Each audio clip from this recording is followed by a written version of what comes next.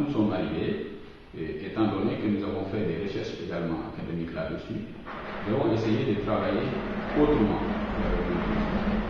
Le festival des rizières que nous avons eu à parrainer est parmi les mesures que le Conseil a encouragées pour diversifier les offres touristiques. Parce que le festival des rizières n'est rien d'autre qu'un prétexte, justement, encouragé par le Conseil pour faire de sorte que le culturel soit au service du tourisme.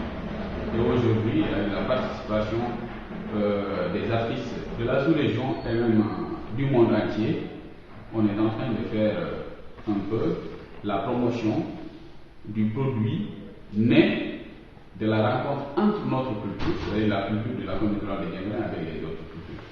C'est devenu un festival qui se nationalise et va s'internationaliser, parce que tout simplement l'année dernière nous avons donné une subvention de 5 millions, cette année c'est 6, et progressivement les partenaires frappent justement à la porte.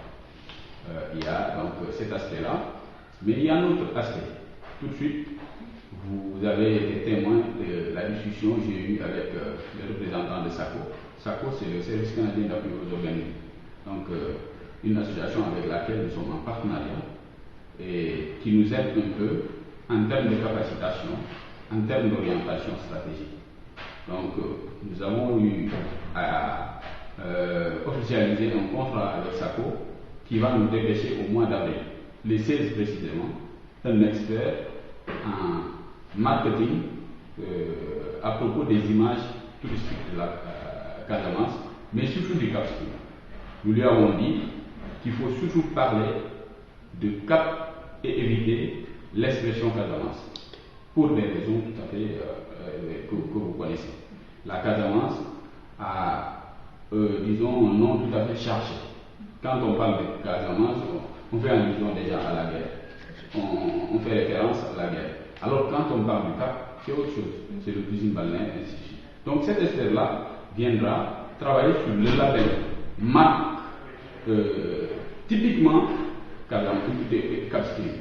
Qu'est-ce qui fait la spécialité du Cap-Skirring? Quels sont parmi les charmes de la localité du Cap-Skirring? Il y a le soleil, il y a la nature, il y a les populations accueillantes, il y a la plage tout à fait propre, il y a la mangrove. C'est une spécialité de la Casamance, plutôt du Cap-Skirring, qui est là, la mer à côté, à quelques 1 kilomètre. De l'autre côté, il y a également la mangrove. C'est une particularité qu'on ne retrouve que dans la communauté rurale de Diembéring, qui est également présente dans les îles du Saloum, mais la réalité n'est pas aussi bien harmonisée telle que c'est le cas ici. Sur tous les 30 km de la collectivité locale de Diembéring, il y a à l'ouest l'océan Atlantique, donc la façade maritime, et à l'est la mangrove. Voilà donc des produits que l'expert canadien va essayer de développer pour faire en sorte que la localité puisse être connue davantage sur la scène internationale.